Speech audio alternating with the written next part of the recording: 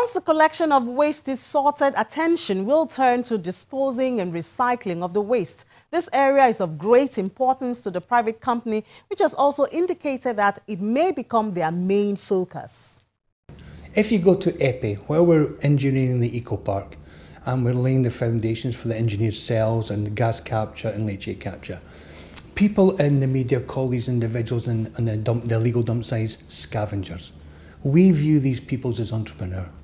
They're there to make a living the same as you and I. That is their job. So what we've done is we've built a very rude intermediate system in place where they can pick the material faster, quicker and safer. And a couple of weeks ago we took some film crews out to EPI and they interviewed the entrepreneurs, and the entrepreneurs confirmed that the recovery rate is higher. They're actually earning more money since the systems we took in and took over the eco park. So that's just the start of it. Eventually, when we build our MRF, which is a multi-purpose recycling facility, these individuals will become part of the Visionscape family. They will be paid a salary, they will have healthcare, they will have pensions. So that's the next process of the waste to wealth to waste, okay? Now, when you talk about infrastructure, you can see the funds being spent at the moment if you look at the TLSs and depots that we own in Tapa, in Agege, Oshode, Aldu. We're actually heavily involved, and these facilities are around about 75 to 80% ready. The next stage is to build biofuels, anaerobic digestion for organic waste. We own a company called WIS in Europe, and they are our technical side of the business who will come in and implement these systems. But what you have to understand, and I have to make it clear to your viewers, a contract this size is usually an overlap, because this is what we call first cycle. And what do I mean by that? We are the first private company to take over a government-led service. So it's the first cycle of a contract. Usually what happens in these types of situations is the existing collection philosophy still runs for 6 months, 9 months a year, while the new contract comes on top, and we run in parallel, and slowly the government withdraws the service to then the new first cycle is standing alone. For some reason that didn't happen here.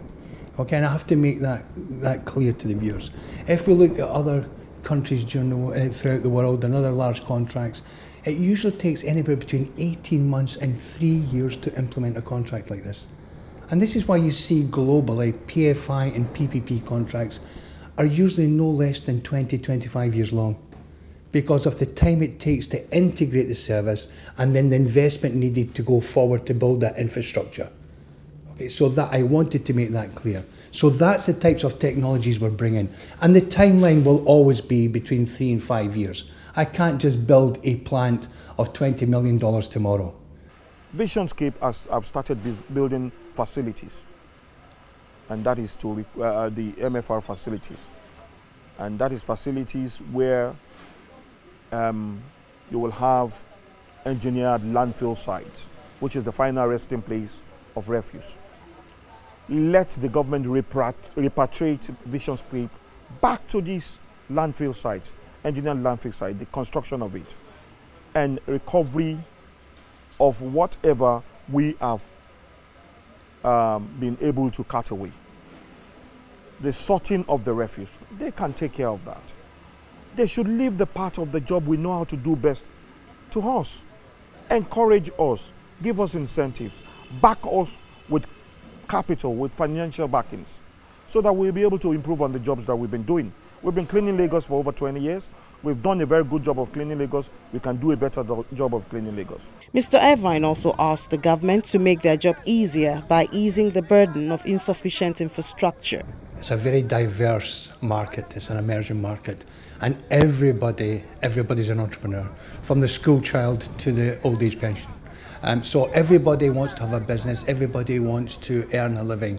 And I think the population and the small area doesn't lend itself to efficient, swift and collection theory.